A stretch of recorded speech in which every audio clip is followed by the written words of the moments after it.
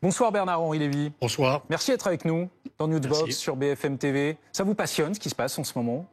La crise politique en cours qui s'éternise un petit peu. Ça me semble un peu pathétique, honnêtement. Les réactions des uns et des autres. On est dans quelque chose d'assez normal, franchement. Ah bon? Oui. Pays adulte, démocratie adulte, un pays coupé en trois et un président qui tente de fabriquer une majorité. Alors vous êtes bien le seul à considérer que nous sommes dans une situation normale quand même. Situation normale, situation de pays de démocratie adulte où chaque parti est appelé et même contraint à faire des compromis. Voilà, c'est normal. Et ça prend du temps. Ça se fait pas en 24 heures. Et c'est pas parce qu'on défile, parce qu'on arrive à l'Élysée en rang serré autour d'une candidate tout à fait respectable. Lucie Castet, hein. Madame Castet, que l'on a investi après des semaines et des semaines de palabres, que cela doit s'imposer aux garants des institutions. Elle est le fruit d'un compromis. Vous louez les compromis. Elle est le fruit d'un compromis au sein du nouveau Front populaire. Non, elle est le fruit d'un compromis entre les partis dits de gauche, constitutifs de ce soi-disant Front populaire, qui après des chamailleries infinies, et alors qu'ils se détestent les uns les autres, ont fini par se mettre d'accord. Mais le vrai compromis, c'est pas entre eux, c'est entre eux et le bloc central et la droite républicaine. C'est ça pourquoi les Français ont voté. Vous ne teniez pas rigueur à Emmanuel Macron d'être pressé d'attendre à ce point? Je pense qu'il a raison d'attendre. Il consulte il n'attend pas. Il réfléchit. Il consulte. Et il ne va pas nommer. Enfin, j'en sais rien. Honnêtement, c'est vrai que j'ai la tête peut-être un peu plus en Ukraine aujourd'hui, mais parlons de ça, ou en Israël, etc. Mais qu'un président de la République sache, parce qu'il a consulté les partis, que tel ou tel candidat sera censuré immédiatement et qu'il ne la nomme pas, ça me paraît normal. Ou alors il joue quoi? Il joue au jeu de massacre. Il va envoyer les uns après les autres. Alors un jour, il va envoyer Madame Castet en sachant que les autres vont la censurer. Le lendemain, il va envoyer un Premier ministre Rassemblement National en sachant qu'il sera censuré. C'est pas comme ça que l'on est garant des institutions. Donc le portrait idéal, ce serait celui qui serait le moins rapidement ou facilement censuré. Par exemple, Bernard Cazeneuve, tiens. Vous le connaissez? Je le connais. Représenterait-il un bon Premier ministre, lui qui l'a déjà été, pendant 5 mois sous François Hollande, à la fin Il a été un très bon ministre de l'Intérieur, un remarquable Premier ministre. C'est un vrai homme d'État. Je le connais en effet. Le seul problème, c'est qu'il y a aujourd'hui même l'une de ses camarades qui a fait huer son nom aux universités du Parti socialiste. Avec Clémentine Autain? Pardon? Oui, bien sûr. Donc, je trouve honnêtement la démarche étrange. Et même là encore, assez pathétique et scandaleuse. Mais enfin, hélas, il n'est visiblement pas le candidat idéal. Elle l'a fait huer. Vous avez vu cette scène. Ce camarade a été hué à l'université d'été du Parti socialiste. Université de La Rochelle, je crois, du parti, enfin, ou de. À Blois. À Blois, université. Mais vous dites, je le connais, Bernard Cazeneuve. Est-ce que vous le sentez prêt et dans l'envie réelle, parce que c'est pas un petit job quand même. J'en sais rien. S'il est prêt. Non mais. Je pense qu'il y a un grand nombre de femmes et d'hommes en France qui ont suffisamment le sens du service public, du bien commun, pour être prêts à gouverner la France, évidemment. Sans penser. Il faut un profil consensuel aussi. C'est peut-être le premier des critères actuellement. Suffisamment de femmes et d'hommes consensuels, représentatifs, compétents. Et vous me demandez, prêt à y aller. Qui n'est pas prêt à y aller? Ceux qui, par exemple, pensent déjà à l'élection présidentielle d'après. Parce qu'il y a aussi ça. Quand je dis que cette situation est navrante, c'est on voit aussi des hommes d'État qui sont évidemment en mesure d'assumer cette responsabilité et qui ne le feront pas uniquement parce qu'ils jouent de manière un peu grotesque dans une mauvaise partie d'échecs le coup d'après, etc. Voilà. Mais quelqu'un comme Cazeneuve, il me semble, oui, qu'il est de nature à être prêt à prendre ses responsabilités, parce qu'aujourd'hui, il s'agit de gouverner la France. Pensez à d'autres personnes, femmes et hommes, vous dites, il y a dans ce pays des gens de qualité qui peuvent occuper ce poste. C'est quand même, quoi qu'on en dise, ça paraît sale parfois quand on entend certaines réactions, enfin c'est quand même une question de personne. Il y a quelqu'un qui va arriver à Matignon dans les prochains jours. Est-ce qu'il y a des personnalités dont on n'a pas forcément entendu parler ces derniers temps? Paraît-il, Nicolas Sarkozy pousse pour, en tout cas, laisse entendre que Christine Lagarde, par exemple, serait une bonne première ministre. Christine Lagarde, ce serait sûrement, oui, à la hauteur de ce qu'est la fonction, à la hauteur de ce qu'est la France.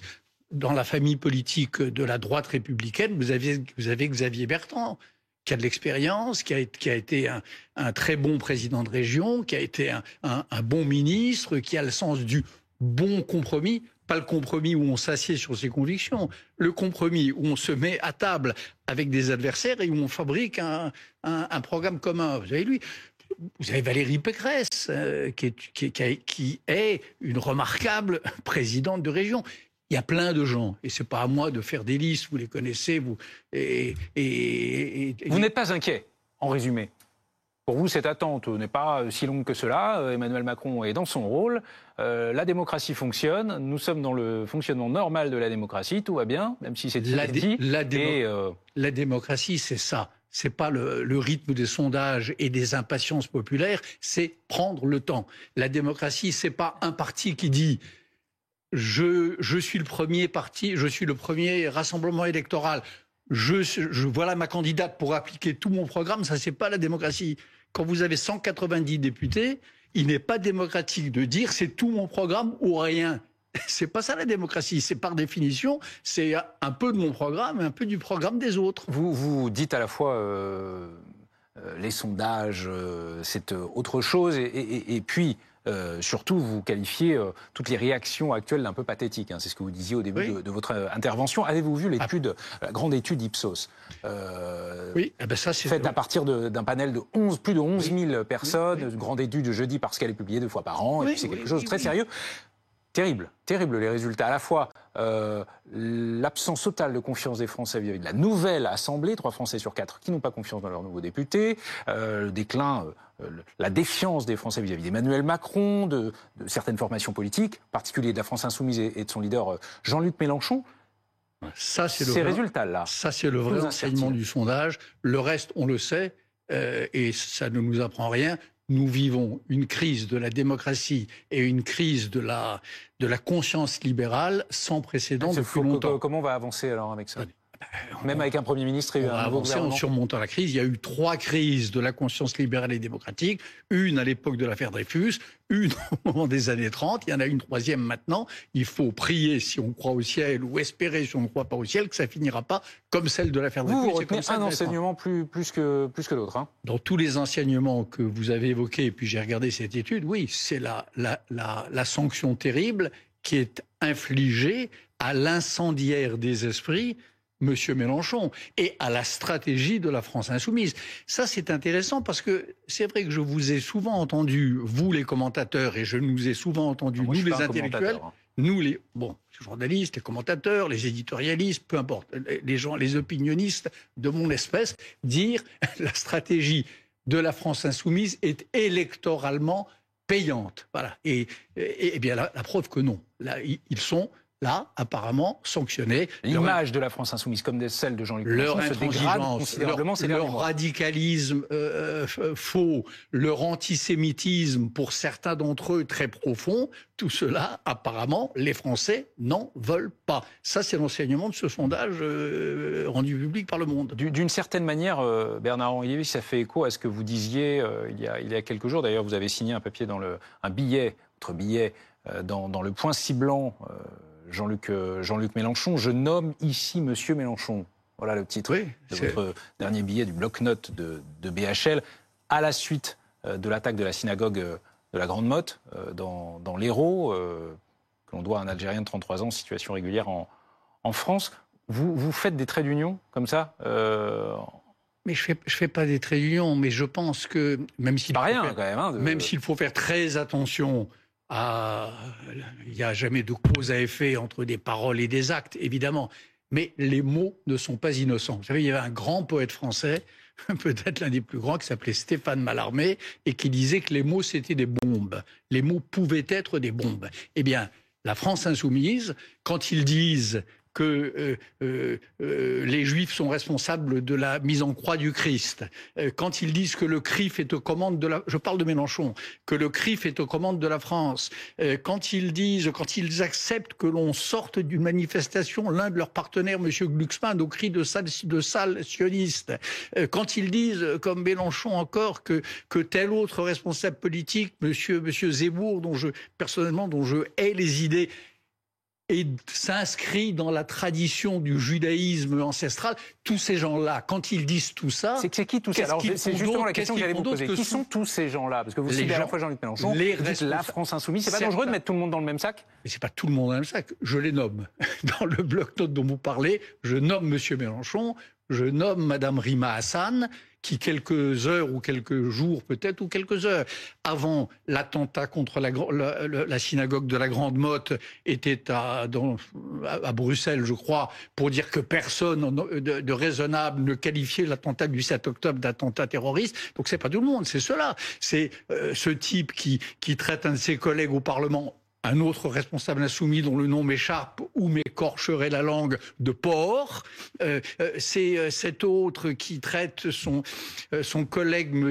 Gage, Jérôme Gage, l'aile droite du judaïsme, comme si le judaïsme était un parti. Enfin, tout cela, c'est pas tous les insoumis, mais il y a un certain nombre de cadres insoumis, et non des moindres, qui attisent le climat d'antisémitisme, d'atmosphère d'aujourd'hui. La justice doit s'en emparer, et ces gens-là ces gens-là nommés, oui, ou ces gens-ci doivent être poursuivis.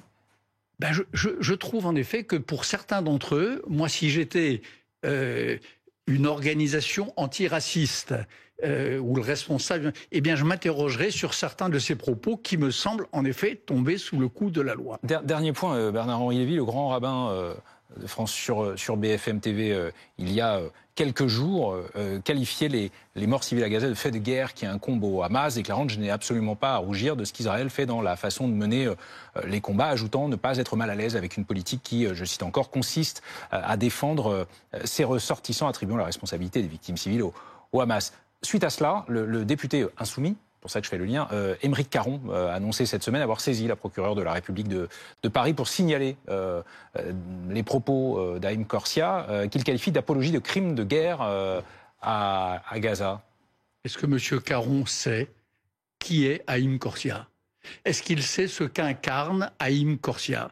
Est-ce qu'il a réfléchi un peu plus loin que le bout de son nez à ce que voulait dire envisager de traîner devant les tribunaux, signaler à la justice le représentant, qu'il le veuille ou non, de tous les Juifs de France, qu'ils croient ou qu'ils ne croient pas, qu'ils soient favorables à la politique menée par Israël ou qu'ils n'y soient pas favorables, qu'ils pensent que les morts de Gaza... on peut être un grand représentant et dire quelque chose... de grave ou potentiellement même de répréhensible. Oui, c'est la justice qui tranche, je veux dire. Mais est-ce que ça l'exonère de toute responsabilité de ses propos éventuellement? Est-ce que ça exonère Monsieur Caron? Certainement pas. Monsieur Corsia. Monsieur Corsia, il n'y a pas à être exonéré. Il a développé une analyse politique. Pour vous, cette initiative-là de saisine de la procureure de la République de Paris est insensée? Je pense qu'il y a des gravissimes, que c'est les citoyens français d'origine juive tout entiers, tous ensemble, qui sont là, mis en accusation à travers le grand rabbin. Pour des propos tenus par celui-ci, qui encore une fois relève d'une analyse politique, on peut la contester.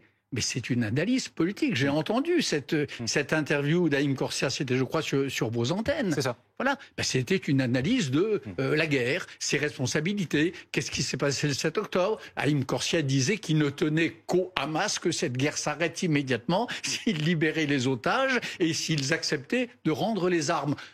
Ce qui ne me semble pas une déclaration choquante.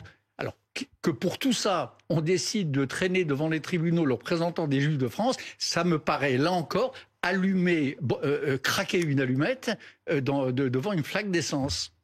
Merci Bernard-Henri Lévy. Merci à vous. Merci d'avoir accepté l'invitation de Newsbox sur BFM ce soir pour la première de Newsbox. Voilà, exactement, c'est notre nouvelle émission. Voilà, tous les samedis de 18h à 20h. Parfait. Vous avez le programme. Merci à vous d'avoir été notre invité.